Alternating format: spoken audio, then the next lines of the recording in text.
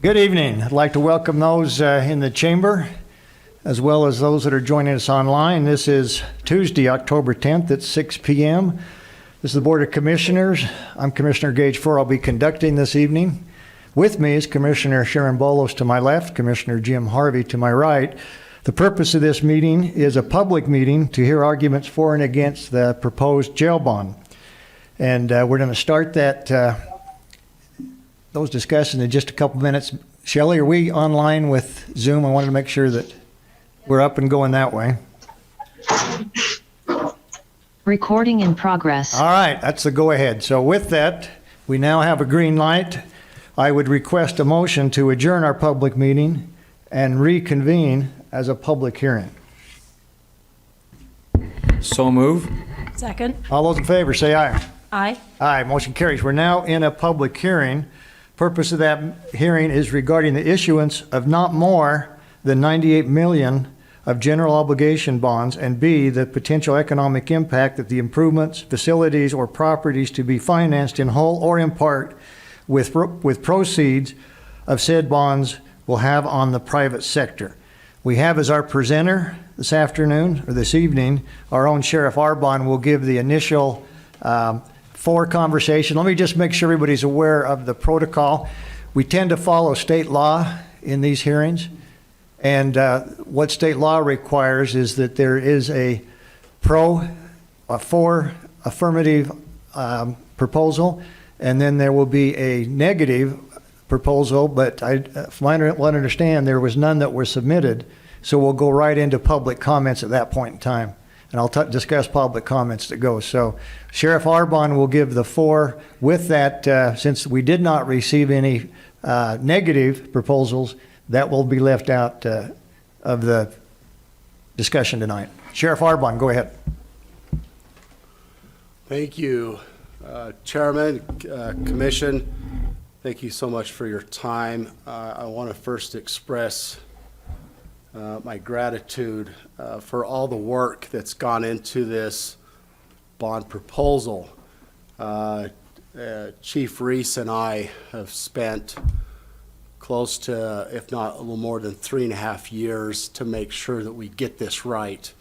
We have spent hours and hours, hundreds of hours with professionals in the industry of mental health, law enforcement. We have worked with our local chiefs, local law enforcement, adult probation, parole, the prison system, our local attorneys, the county attorneys, and our local staff, trying to find out what is the right thing to do for those that are incarcerated, the medical, mental health professionals. We've worked with our hospitals to see, get input from them.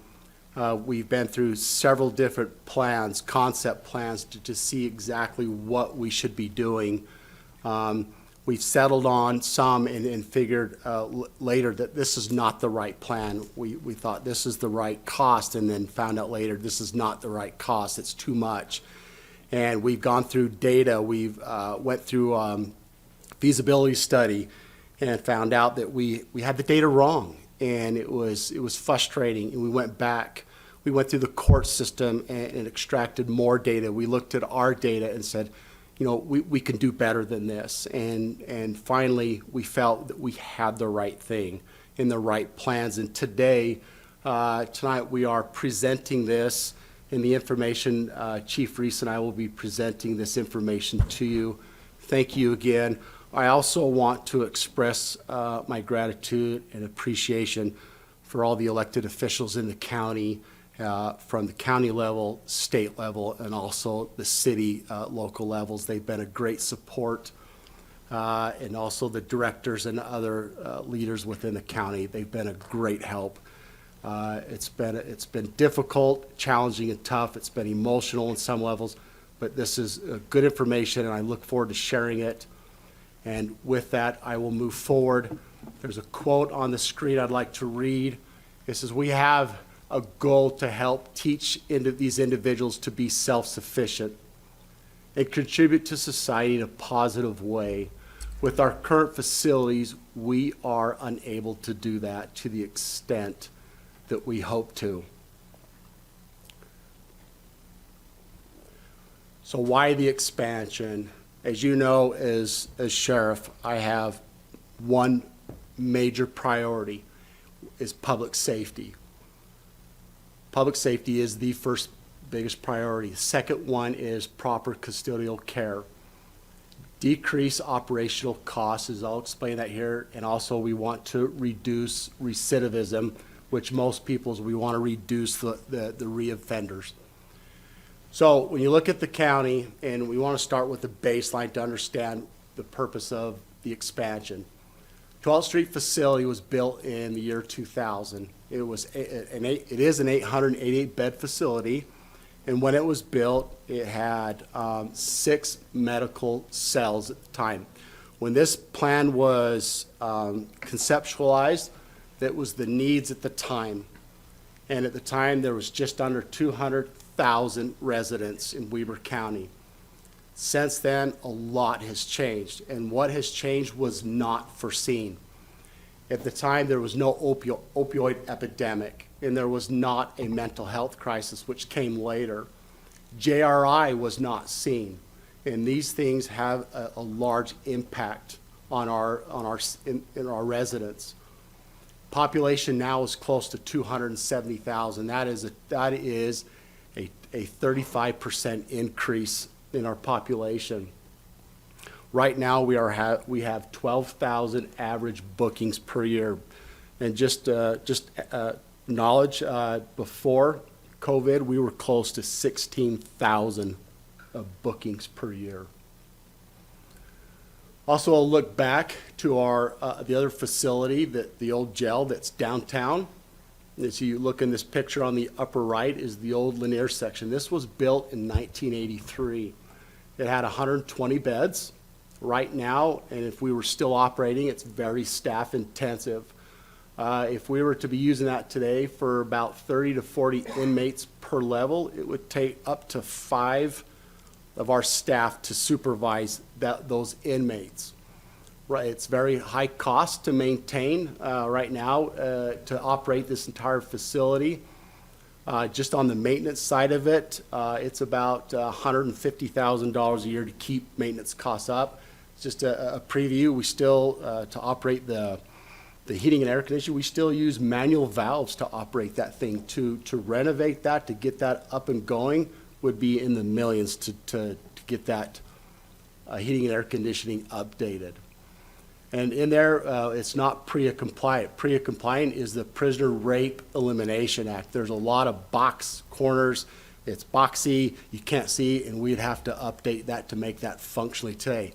It's also not seismically sound, and that current section is not in use today. The pod section in the center of the screen was built in 1990. It is currently in use. We hold about 150. It's used as a work release section. Right now it holds about up to 156 individuals. It's more modern. It does take less supervision to operate. It does have potential use for federal inmates if we were to keep it operating. It's actually pretty good standard, but if we do move on and the bond is approved, we have several options, which we could vacate it. It could be torn down. Ogden City has a great plan for their civic center, which to be a great partner with them, we see their vision. I'd like to see that civic center be used. It would cost quite a bit of money to have that leveled, but also we've had federal partners reach out to us. They would like to use it to house some of their inmates. Those things we just don't know what's going to happen right now. This is a view of our facility currently with a possible, the plan you see in the lighter colored on the left side of the screen. That is the medical and mental health section that's proposed. The shorter roof is 16 for female, and on the upper left is 36 beds for the male section, which would increase the facility by 48 beds. And I'll turn this to Chief Reese. Thank you, Sheriff. Commissioners, members of the public, thank you for this opportunity. At the commission meeting when we voted to pass this resolution, Commissioner Frower asked me about the percentage of our mentally ill and individuals that have substance use. And I didn't have a precise number, and it drove me insane. So I went and found that for you. Thank you. Working with our mental health professionals, we have 68% of our population qualifies for substance use and or mental health disorders, with a total of 119% falling into that seriously and persistently mentally ill category. So to give you an idea of the population that our staff manage on a day in and day out, those are very significant numbers in our population. As the sheriff rolled out, the facility that was built in 1998 and opened in 2000 is simply not large enough anymore. It doesn't handle the complexity of the cases that we handle. We succeed because of our amazing staff. We have talented staff that work really, really hard day in and day out to be successful. We don't succeed because of the layout of our facility. And this proposal moves us in that direction of being able to be successful, not only with the talent of our staff, but also with the facility supporting those staff members. So on the screen, as you can see, it lays out putting an infirmary and a clinic where we currently house our administrative staff. So all of our clerical staff, our support staff are housed in that area, along with a renovated transportation area. As we've gone through the feasibility study, as the sheriff pointed out, there was some mistakes made, there was some oversights, there was some data that we just hadn't quite wrapped our heads around. So over the course of the last 3 years, we've tuned that. And the infirmary, the medical area, the transportation fits in that administrative area really, really well. And the cost of renovation is significantly less than building a facility out to the west of our facility, which is what we had originally talked about doing. The proposal for the transportation area cleans up the safety and security of our facility enormously. As you can see on the screen, on the right-hand side, that is where all of our in-custody individuals will be searched, hooked up appropriately, and taken out for the day in and day out courses that we take care of. And then on the left side of that proposal will be an intake area. It creates a really positive flow and prevents cross-contamination, as much as we strive to make sure that inappropriate things are not in our facility. It does happen, and this is another layer of safety for our facility. Being efficient, we propose creating and upgrading a video court where our current medical area lies. That is, again, is a renovation. Video court is the future of what we are going to be doing. Every time an offender can be seen by their public defender, by the judge, going to court over video means they don't have to leave our facility. So we keep our community safer in doing this renovation. This one, okay. Part of the data that we were able to find and put together, originally in the feasibility study, we had looked at adding additional housing spaces, hardened, regular, traditional housing spaces. Looking at the county's growth projections and the data that we had put together, recognizing that building the medical unit and appropriate mental health housing sections, we're able to put off building additional housing units for 6 to 9 years, which we have proposed putting on the county's strategic long-term plan so that we can plan for it and not go out to the taxpayers again. We can be frugal and efficient in that way. And then, as the sheriff pointed out, I just want to reiterate, the sheriff has a statutory obligation, responsibility to provide medical and mental health care for the in-custody population. Thank you, Chief Reese. All right, on this picture that we have here, this is the location of the proposed site. It's just north of our current facility at the corner of of Depot Street and 12th, just right north of the juvenile detention facility. This is a property that the county already owns.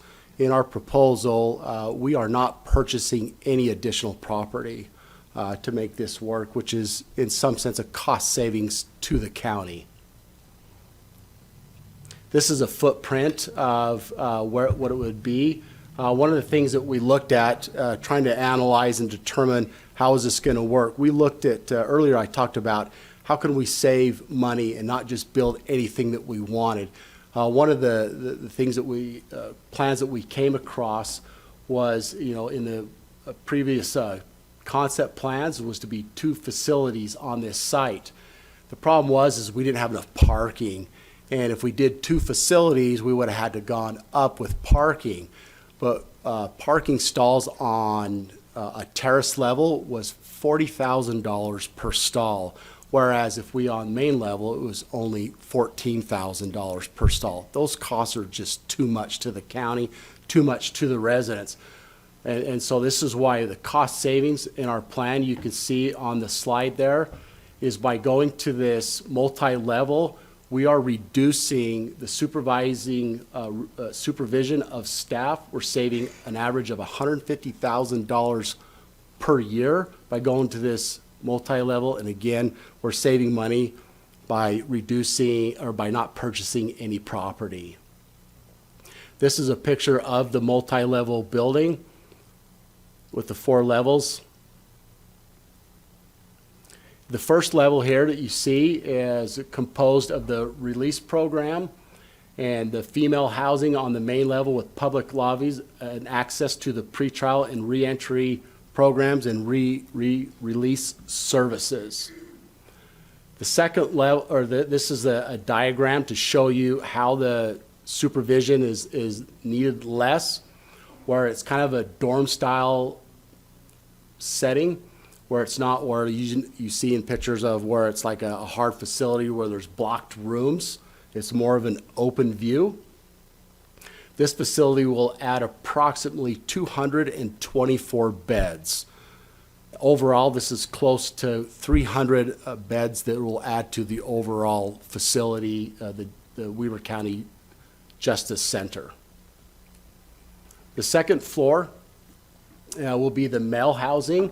Then also you see in blue is the Allied Agency. This is the part of the program that we're really excited about reentry. This is where we believe that we're going to reduce recidivism or the reoffenders. There's a lot of great agencies that work in our county, like Weber Human Services, the Center of Excellence, the Lantern House, the Reentry Coalition, Department of Workforce Services. They're spread throughout our county. They provide so many assets and programs for those that are offenders. If we can get them together, to work together and collaborate, we want the reentry to start day one when they come into our facility. A lot of these programs work together and they work with the inmates when they're released. We believe that there's going to be a higher success rate when they come the first day they come into our facility.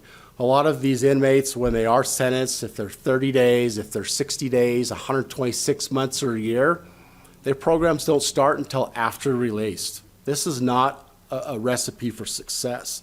This needs to happen sooner. And we can work with the judges and the criminal justice system so this can start day one. We believe this is going to be successful. These groups are already there. We've contacted every one of them. They're very excited and they want to work with this. They are committed to making this a success for us. This is a picture of our partners. I believe many of them are here tonight and to speak about this bond.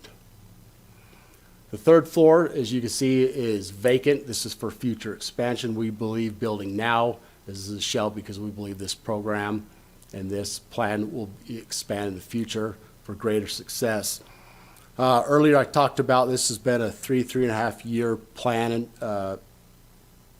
we've been looking at. We've flown to Bergen County, New Jersey. We visited other states like Texas and some of those counties.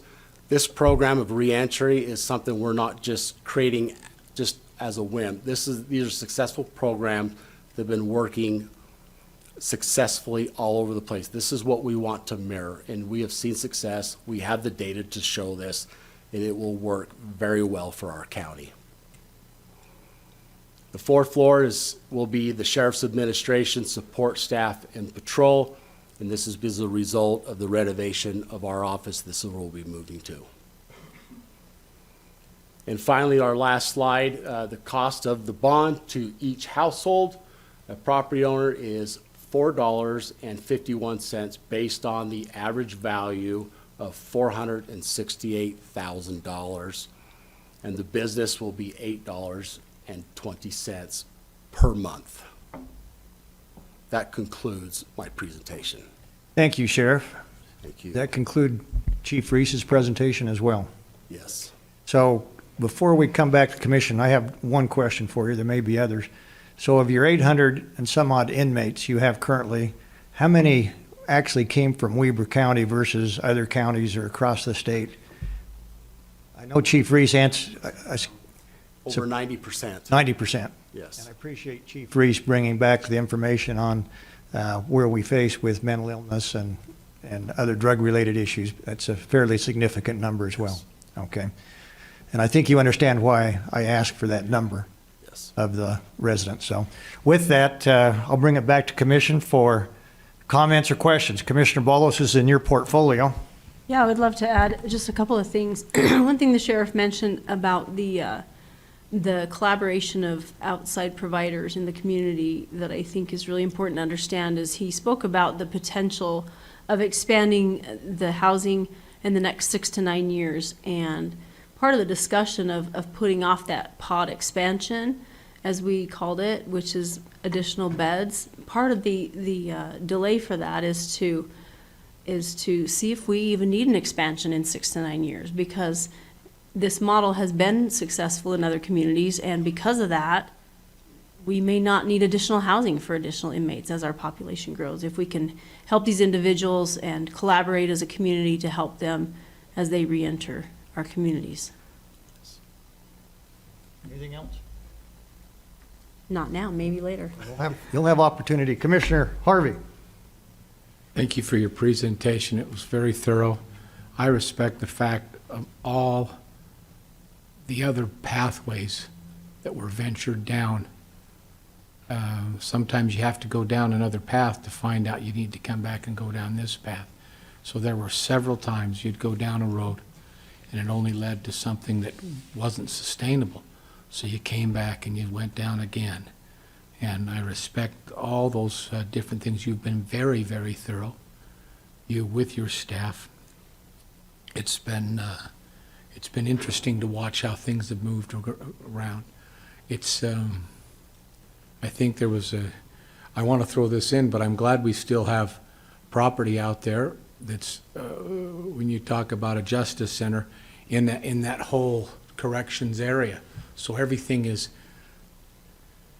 all in the same campus, so to speak, out there at Depot Drive and 12th Street. It'd be a good service for people that are in that area. That's kind of where they can go and get all those services collectively if this were to go. I also would be remiss, Mr. Chair, and I'm sure you were going to take care of this, but I also wanted to recognize we've got Chief Young here with Ogden City, and then we've got Mayor Porter here from South Ogden City, and then we've also got several others. We've got a lot of that are dignitaries here. Do you Dignitary care to Kevin. let us know who else is here? Well, I could probably go through the whole, if you'd like me to. Well, let me just, Kevin Eastman from our Weber Human Services is here, and we could go on and on. We appreciate the support from our community. Oh, and the best reporter that I've seen in the history of the Standard Examiner is also here, Tim Vandenack. I blow a little wind up his skirt, but he really is. He's the fairest guy that I've been working with the Standard now for almost 40 years, and he's the fairest guy there is that I've seen. So glad you're here to show interest, Tim, and away from your family. Thanks. All right, thank you. Before I give a couple of remarks, I'm going to ask Scott Park or John Bond to come forward because I want to make sure that we're clear on the financing, that this is a GO bond, a general obligation bond. The public may not be fully aware of financing alternatives that the state of Utah gives us. So both of you come up. So I want to make sure that people understand the numbers that that Sheriff Arbon brought up, which was the 451, I believe it was, thereabouts. Yes. 850 for business. So that would be put on the property tax notice. Correct. Is that correct? Now, explain the general obligation bond and why, and really the ramifications is that, i.e. the public has the right to vote on it, interest rates versus, say, a revenue bond or other type of financing mechanisms that the county would have at their option. And maybe give a little insight of why we went with the general obligation bond versus other types of financing. Sure. Let me go first, Go see how it goes. Whenever you borrow money, there's risk. And that risk is required, we call it interest rate, because when lenders want to lend cities, counties, the state of Utah any money, they want interest back.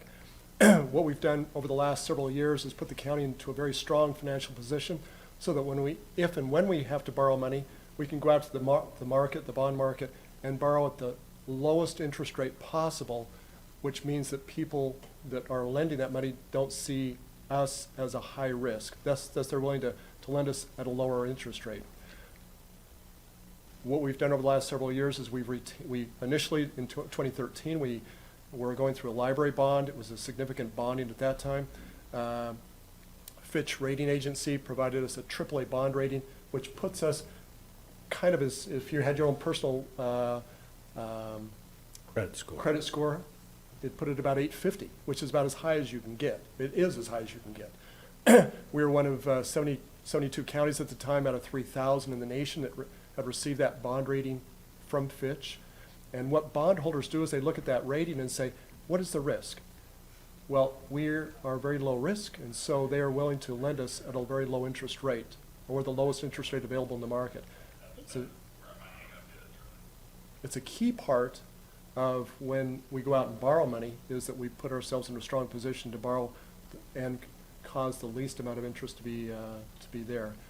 When we do a general obligation bond, we have probably 2 or 3 tools that we use to go out and borrow money at. General obligation is one. The sales tax is another. Municipal building authority, which is what we did across the street with the... Sorry, John, can you speak into the microphone? Of course. Sorry. Better? That's better. Thank you. Good. Across the street, we did a municipal building authority bond. Some of the other areas that we've borrowed money in was sales tax bond. The commissioners hold the key to making those decisions and deciding whether to activate that bond or not. A third type is a general obligation bond, and there the commissioners put in front of the voters that decision. Well, when lenders see that, bond market lenders see that you have gone out to the citizens with a vote and said, do you approve this, and to put that heavy weight of tax on your shoulders and commit to that, then that shows the bond rating agencies as well as those that would lend money that the county is behind it, the citizens are behind it, and they will lend at a lower interest rate also. So what we do as we finance things is we try to find what we try and do then is find the best avenue to get the lowest interest amount that the citizens would have to pay. What do we do with them? We get a AAA bond rating, we keep it. We've been able to do that. We put it out to a general obligation vote and see if the citizens want to take that responsibility on their shoulders. Those two things lower the interest rate and give us the best interest rate available, and thus less interest is being paid. Good. That's kind of the answer I wanted to make sure the public was aware for, is this because of our great financial strength here in the county, our AAA bond rating, and the public having the opportunity to vote on this, will make sure that whatever interest rate ends up, we don't know where that interest rate would be until the bonds are sold, would be at the lowest possible rate. Correct. That's a fair statement. Yes. Okay. All right. Scott, do you have anything to add?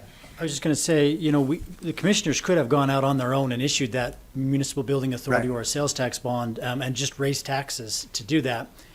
Yes, it would have resulted in a little bit higher interest rate, but it may have been a little bit easier because you didn't have to, get the citizens to vote for it. So by putting it out to a vote, you're allowing the community to say whether or not they buy into this and they want to support this. And if they do, John is right that the bond markets see that and then they have a guaranteed repayment with the property tax, and so they'll give us a much lower rate. Yeah, okay. I think that's important information to pass out there. Thank you. Thank you. Thanks, John. All right, before we go to public comments, directed toward Sheriff Arbon, I just wanted to give my appreciation for the work he's done over the last 3.5, 4 years on this. I want to make sure the public understands this has not been something that's been thrown together over the last 30, 60 days. It's been a 3.5, 4-year process. 4 years ago, we made some investment on our medical platform at the sheriff's office when I was involved with that portfolio. As we saw a number of lawsuits being filed across the country, and I mean across the country, because of medical care that was not being given. We've seen recently a number of lawsuits also resurfacing across this country dealing with the mental health and the drug addiction process. And I think it's then becomes relevant as very much that your presentation said, if we're going to treat these people rather than just lock them up, we need to have a facility that can handle that can be treatment rather than just lockup. We know that 90%, based upon what you told us tonight, are Weber County people. We get accused of, you're just doing this for these people that come in from out of state or out of county. These aren't our people. Well, they are, 90%. 70%, as talked about with Chief Reese, have those drug addiction and or opioid or some type of substance abuse. It's clear. I think we see that every day. And if we're going to take this in what I call a professional manner, we need to start treating this rather than just have the revolving door, or we're going to continue to get what we get. And I don't think that's good policy. So I appreciate your effort, Sheriff, and we look forward to whatever the public may decide in the future. But I'd hope the public would take some time and evaluate the numbers, evaluate really what we're asking for, which is a different model than what we did 20 or 30 years ago. But we're in a different society than we were 20 or 30 years ago. I'm the only one that sits up here that probably remembers 20 or 30 years, but I can say that quite honestly. But anyway, regardless, that's where we are, and we applaud your chiefs, your efforts. You've gone to a substantial amount of work to educate the public, and really that's what it is. What I see this, it's an education process. Let the public have the information, let them have the facts, let them know what they're going to be paying on a monthly, yearly basis, and then let them make the decision. So that's where we're at. With that, any additional comments before we go to public? All right, we'll save that for later. So let's go to public comments. Now's that time. Just by a show of hands, I'm going to do this the legislative way. How many people in the audience are here to speak for the bond? Please raise your hand. I kind of figured that. How many are here to speak against the bond? Did I miss anybody's hand? Wow, that in and amongst itself says something. Yeah. Okay. Well, so that makes my job a lot easier. Typically what we do is have one pro, one against. We don't want to pick favorites, but in this point, what we're going to do is you can please come forward. And I know, Mayor, you've got to leave for additional meeting. And please limit your time to 3 minutes. I know politicians sometimes have a hard time doing that. Not that. Not that one. You've been in my meetings. I can talk fast when I need to. Russ Porter, South Ogden City, also the mayor of South Ogden City. I do have a letter that I'll give to the sheriff this week with 13 mayors that have signed a letter of support for this bond. The other two I missed, and I just haven't found them yet. So we canceled that meeting. I just reiterate with what everybody said. They've done their homework. They've not rushed to this. The parts about mental health are everything. What's really the selling point for me, a couple of those. One is the resources available as they leave the jail.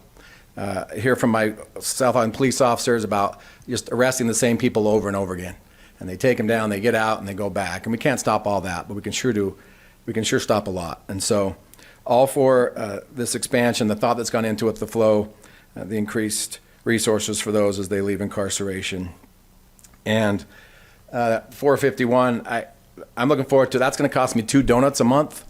And so I believe that it'll benefit me as well. That'll be good for me, if you can tell. So nice things cost money. Great services, important things are expensive.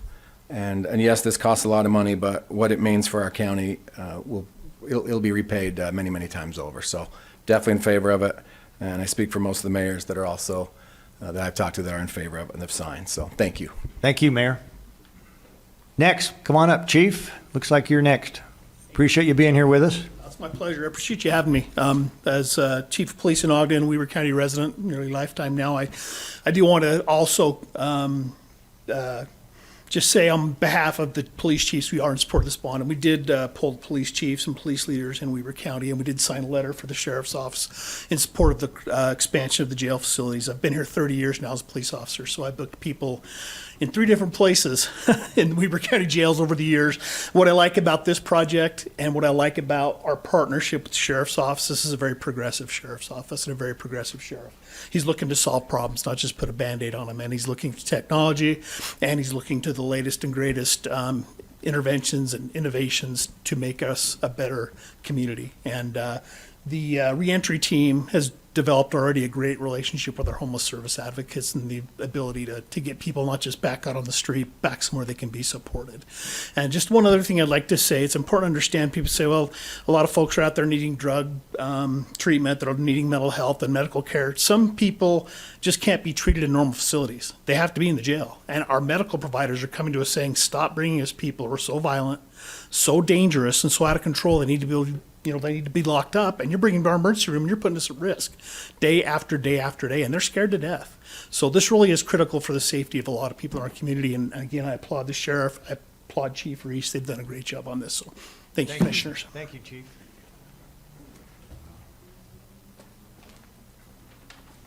Welcome. Welcome, thank you. I appreciate you allowing me to take a minute of your time.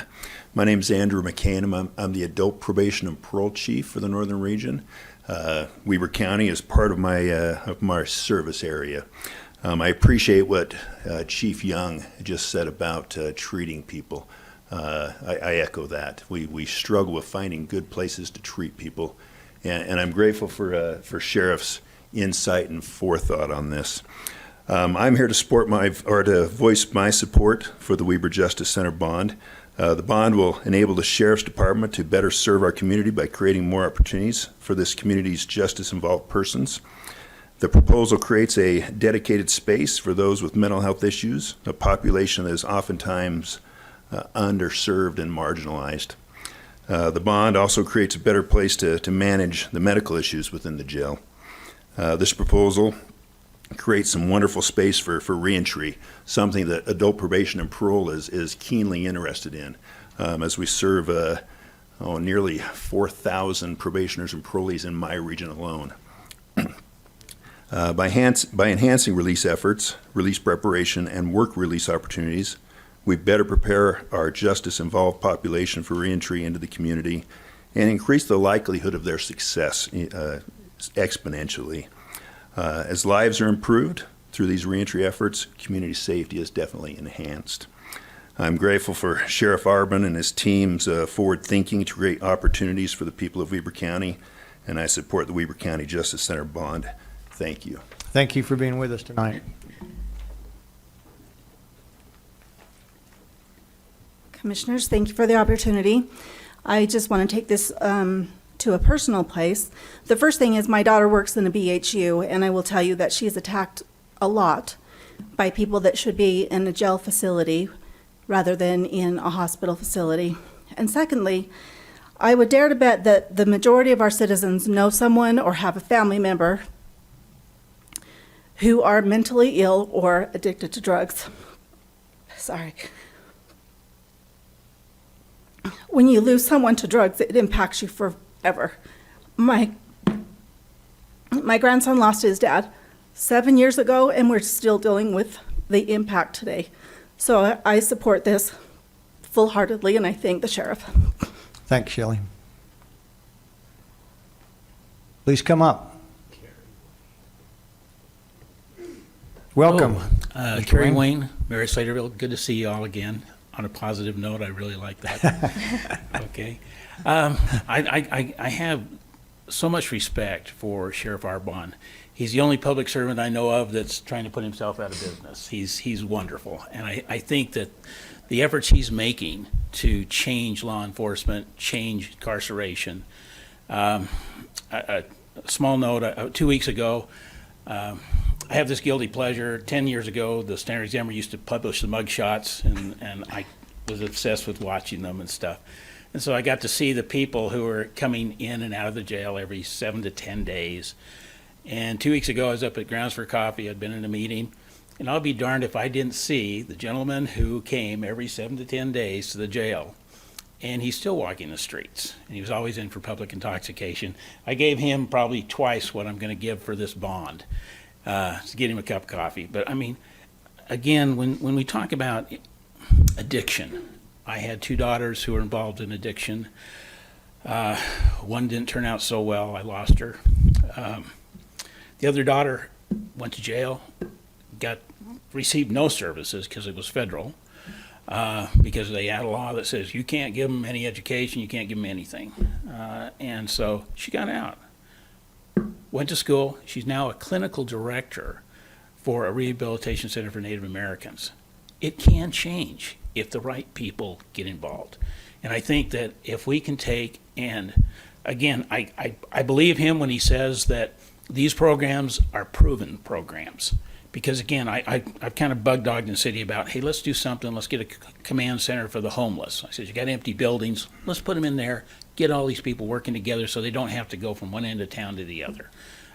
Again, if they can be treated at the jail before they're released, find them support in the community, I think we can save a lot of those people.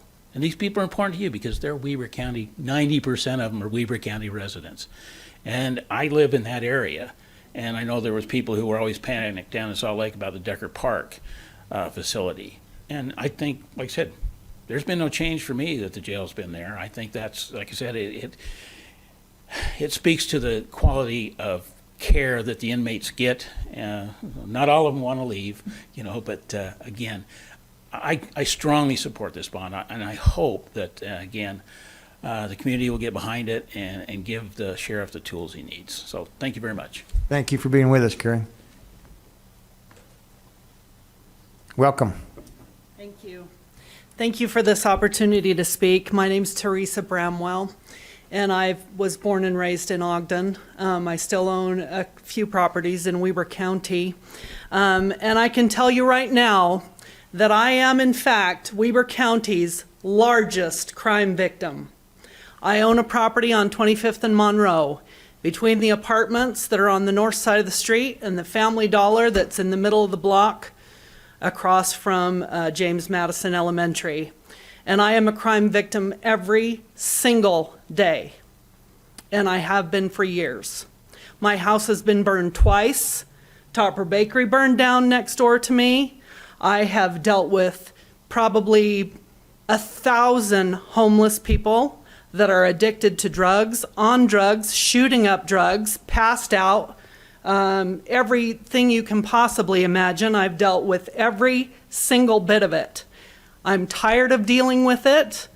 If this bond will help me from continuing to be the largest crime victim in Weber County, I will appreciate that very much.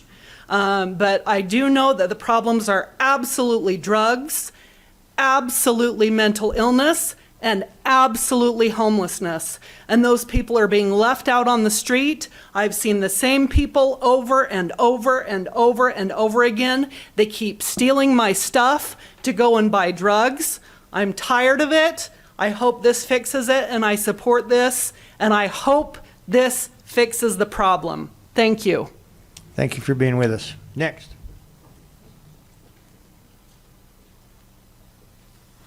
Good evening, Mr. Welcome. Chair and members of the commission. My name is Robert Hunter, and as you know, I represent a lot of nonprofits here in this community, but tonight I'm here simply as a volunteer. For over 10 years, my wife and I served as addiction recovery volunteers in this community, and many, many of those assignments took us to the Weber County Jail, both on the women's side and the men's side. And we were able to witness firsthand the mess that those people came from and the mess that they would be forced to go back to without some reentry help. And as I envision those nonprofits, many of them who can be helpful to those people and prepare them for reentry, being located at the site, and knowing that the sheriff will have beds for medical help and for mental health help and also for addiction recovery intensiveness, I just think it's an amazing thing that can help people get back on their feet and become productive members of society. So I'm very proud to be part of the committee that is trying to help educate the public to support this bond. Thank you. Thank you, Bob.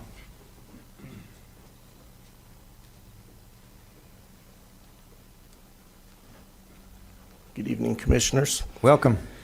Thank you. Kevin Eastman, I'm the Executive Director of WEBER Human Services. We're, I believe, the largest substance abuse and mental health treatment agency in Weber County. We treat about 7,000 to 8,000 people each year. And what we have seen over the course of many years, I've been at WEBER Human Services for over 30 years now, and 15 plus as the Executive Director.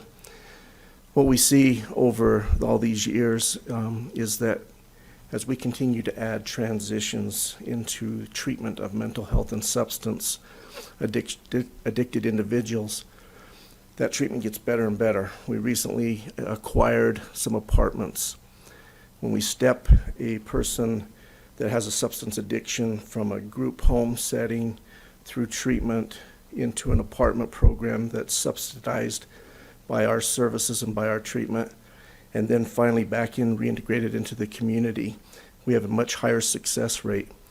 The piece that we've never been able to fully do, and we have about a 70% no-show rate with each individual as they make appointments.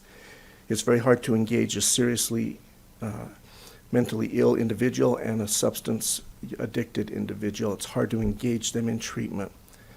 But when we do, we have a higher success rate. We see over 60% of those people get better. So the thing that we've not been able to do really well, we send a person out to the jail every day, and by luck of the draw, we happen to catch maybe a few of those as they're being discharged out of the jail. The sheriff usually doesn't know when they're going to come and go. We don't know. So if we could start to work with them when they're in that setting, get that treatment set up before they actually leave, we have to hope that we're going to have a greater impact on those individuals. 70% no-show. I have to hope that we would get a greater amount of people linked into treatment. And we're just one provider in this county. So thank you for the opportunity to speak. Thank you, Kevin.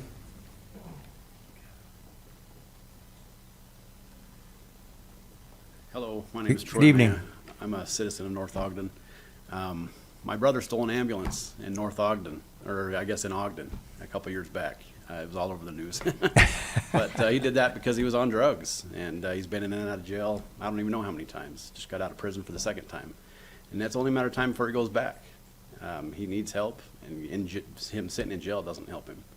So I support this big time, and hopefully, you know, he's not a danger to society anymore. You know, he thinks he can go on anybody's property and take it. He doesn't understand that it's private property, and he's fully capable of understanding, but he won't get off the drugs. So I think this is a very important thing that we approve. Thanks. Thank you for being with us tonight. Anyone else?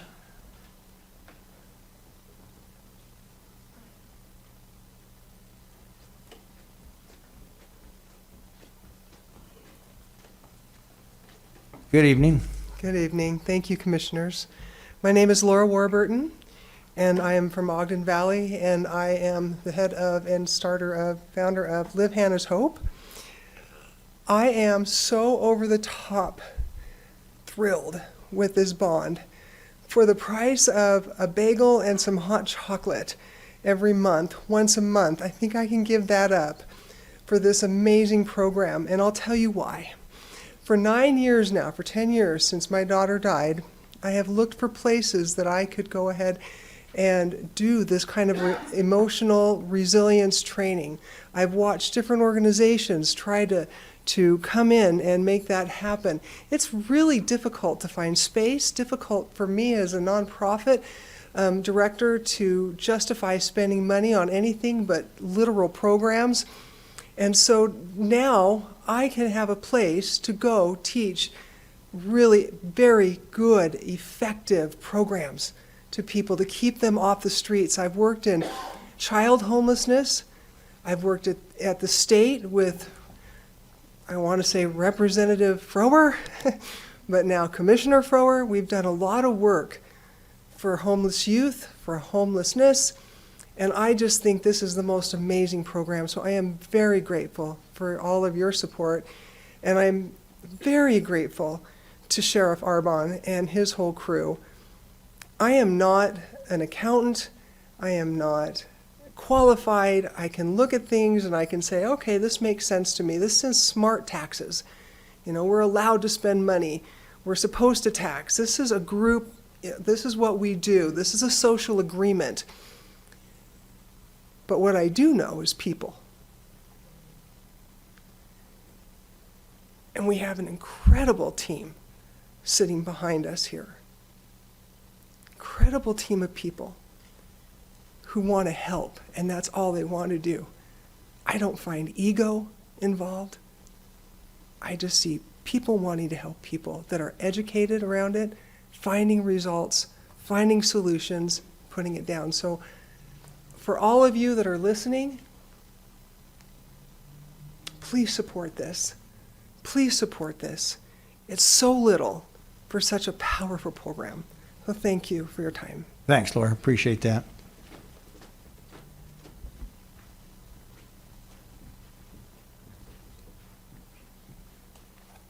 Good evening, Hi there. Commissioners. How are you? Good. How are you doing? It's nice to be here. Angel Castillo, Ogden resident, and this is so important to me. I am missing a city council meeting that's happening right now. I just took the earbuds out. I've been listening. And I haven't missed a city council meeting since 2018. So that should tell you how important this is to me. And I'd like everybody in the public to consider and ask themselves the questions, because I know we all have this experience. Do you remember the kids that constantly got into trouble at school, right? The whole thing about your mom, sorry, I'm just gonna shut that meeting off. Your mom forbids you to hang out with those kids, particularly because they were bad kids, they get into trouble, and when you hang out with kids that get into trouble, you have a tendency to be either raised or lowered according to your companions. And mom knew that, but there's actual scientific proof for this, specifically when it comes to incarceration and people being held with a population that is a higher level offense than their own. Someone who gets busted for addiction or drugs is hanging out with murderers, rapists, and gang members. They go up as far as their crimes that they're going to commit. And while I admire Sheriff Arbonne deeply, and he has been petitioning for this really good program to help end recidivism, I'm going to talk about the value proposition, about how much money this saves us. We cannot separate populations now. We cannot separate people having mental health episodes. We cannot separate low-level drug offenders from people who have committed murder and rape. And according to Dave DeRocher, who runs the Other Side Academy, he's got a whole lot of personal experience telling you that when you put low-level criminals in the same area with high-level criminals, we're training them to commit bigger crimes. And I think it's important for the public to understand the difference between jail versus prison. The jail is where we're holding people who have been accused of crimes, who have been accused of murders. Prison is where they go when they're convicted. So at any time, we have people that may or may not have committed a murder being housed with people without the ability to separate lower level crimes. In Weber County, there are 8 to 10 murders per year. And according to the 1996 Miller, Cohen, and Wirsima study, I'm not sure if I'm pronouncing that right, there's a cost to crime. And this particular study takes into account it doesn't take into account pain and suffering, but it talks about the actual cost of courts, of jail, of police, of attorneys, the whole thing. And in 1996, it was 1 million. And in 2023, using those study guidelines, one murder is $21.6 million of the cost to a community. One robbery is $58,000. Now, I went and I looked for other more conservative formulas, and the lowest you can get that number is 12 million. Weber County has 8 to 10 murders per year. And so I'm encouraging the public to ask themselves how many crimes have to be committed in your community or directly to your families to be okay with paying an additional $50 per year in taxes. Is it one murder? Is it two? Is it the 8 to 10 that happen in Weber County? It's the right thing to do, and look at it from the value proposition side, how much money it is going to save us in operational costs. And of course, I obviously support what Sheriff Arbonne is doing. I've been on the Reentry Coalition for the last 2.5 years, and Weber County Sheriff's Office is doing groundbreaking work in this area, following other models. And I highly encourage everybody to look into it and to make sure you ask yourself the question, are you willing to pay $50 a year? Or do you want to pay more? How many murders or crimes have to happen in your community that we don't have any place to put them, that you'll pay $50? Thank you. Thank you, Angel, for being here.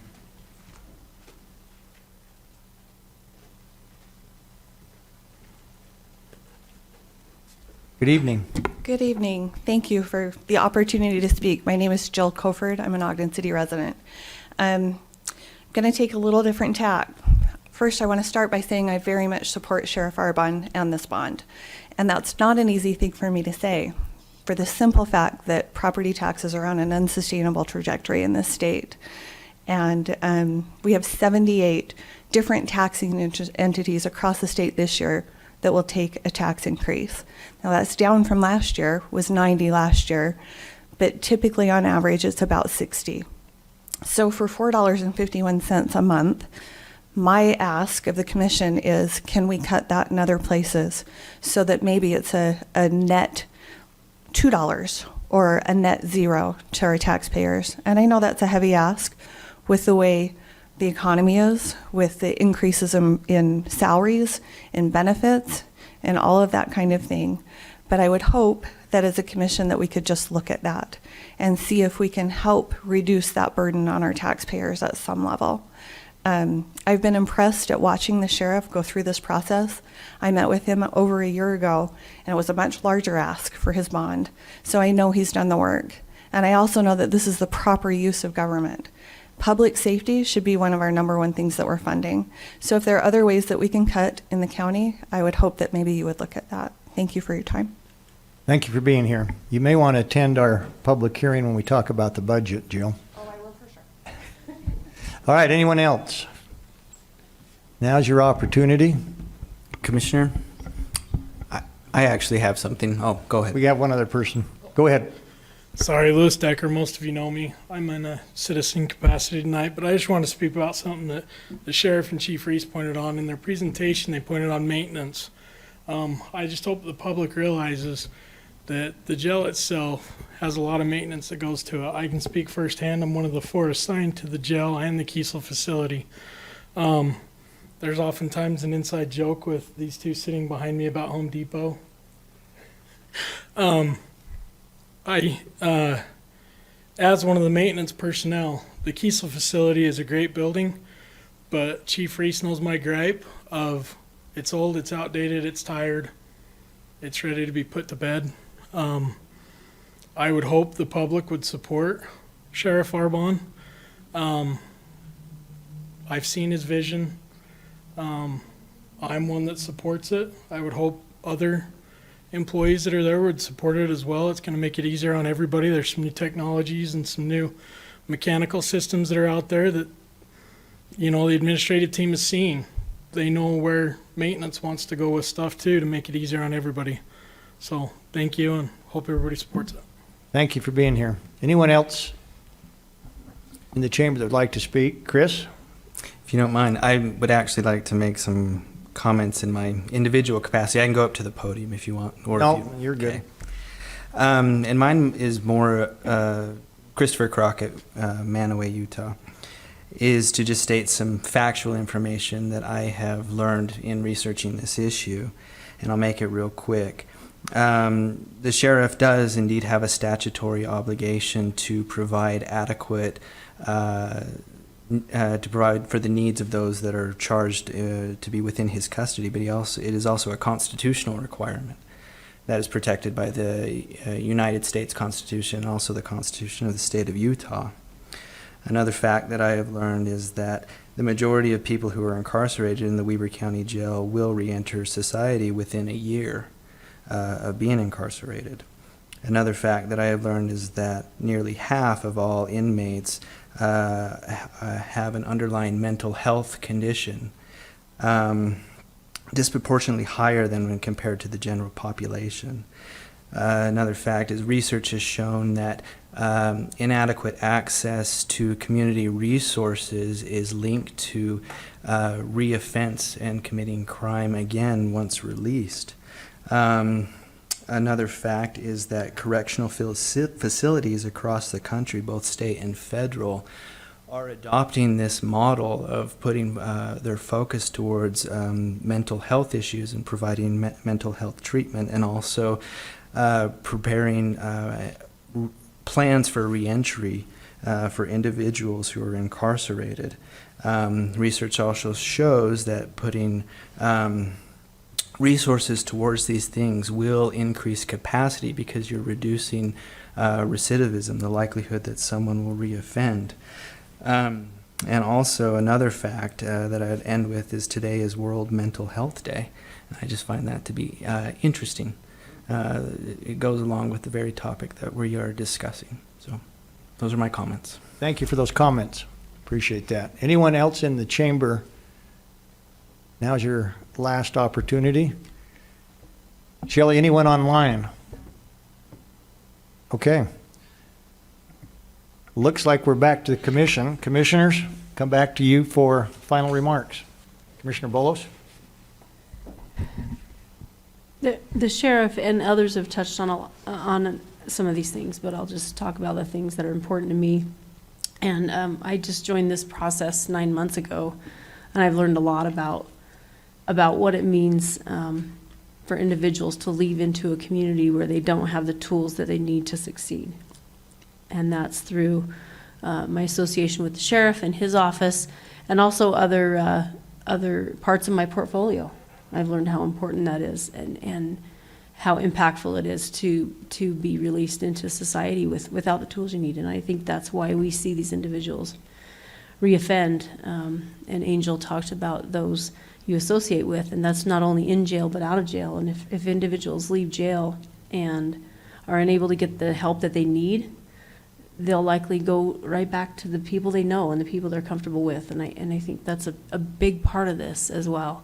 I appreciate all the personal stories that have been shared. I think that's what this is really about. It's about people and how we help them and how we help make them part of our community. Commissioner Harvey?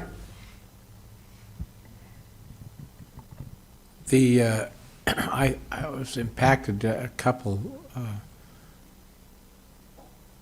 of the comments, especially where those who came decided that they would be vulnerable and share things that were very near or hard for them, and they're motivated because they love or because of a memory. One gentleman who came especially, he said his brother took an ambulance, and he still loves his brother. Then there are others that have lost loved ones. I love this job. Some of these people I've seen come to the podium for years. I love learning more about them, but sometimes it takes years and years and years before they get to situations like this where you know where you learn why they are the way they are. I think the investment, and while I haven't done any fact-finding, with Angel, what you said with regards to the cost, my wife was a trial member for one who was certainly had committed a crime, and it doesn't even, I mean, a murder. And yet the appeal process has continued to cost each one of us in this room, who are Weber County residents, property tax, because he's, in my, and I'm going to say this, I'm going to be chastised by council after, but he's abusing, as far as I'm concerned, he's abusing his right to appeal, although he has the legal right to do it, but it's on and on and on. It just costs all of us more and more money, so if we can get folks help, I appreciate what's been said tonight. We hear, at least I hear you. Thank you. Is that it? Yeah. Okay, again, let me just thank all those that have taken time out of their great Tuesday night to come and be with us. Great comments by everyone that was here. I think we presented the financial side of this in a proper manner, so people will have the opportunity to review and make their best educated judgment when it comes time to vote. I wish I could sit up here and say that passing this jail bond will cure all our problems out there, that will solve our treatment programs, will solve the mental health issues, solve all the issues that put people in jail. Obviously, that's not going to happen. But I can say this, a wise man once told me, and I forget who it was, that if we continue to operate the same way as we have in the past and expect different results, that's a definition of stupidity. So I think it's very clear that we can't continue for a number of reasons. We talked about the monetary, we talked about the human losses, we talked about housing, we talked about a lot of issues that didn't exist 20, 30, 40 years ago that are now on our plate and that we have to address. And if we expect change and we expect to do something different, then we must be proactive in our approach to solving those issues. So I would hope that the public takes this serious. If there's any people out there that feel there's better ways to solve this, we're open. You know, we're always open for discussion. This is a 3.5-year process. Again, this hasn't taken place overnight. The reentry programs, the nonprofits that we have that have come to the table that are ready to solve this as a community are just an expansion of what we see here every day in Weber County with our community reaching out to help. So I would say we're at the right time, at the right place, if we expect and we want change. And I would say this, if the members of the community look inward, I think that they really want and expect change. Now, and I'd also agree what Ms. Colford said, property taxes are a hated tax. I hate them myself, but they become a necessary evil if they're going to be changes and if they're spent wisely. I think I can say this for the Weber County financial position. You come to our budget sessions, you'll see what we've saved this year. You'll see, that doesn't mean that will not see some type of increases across the board, but we've saved a lot of money with the outlook of what we're going to do for Weber County. But with that, I'd entertain a motion, commissioners. Motion to adjourn. And reconvene as a public meeting? Well, I'd motion that we adjourn the public hearing and reconvene a public meeting. Okay. Second. All those in favor? Aye. Aye? All right, we're back in a public meeting. Any commissioner comments? None. No, I already did. Okay, good. That's what I was hoping you'd say. So I'd entertain a final motion. Motion to adjourn? Second? All those in favor, say Aye. aye. We're now adjourned. Thank you very much.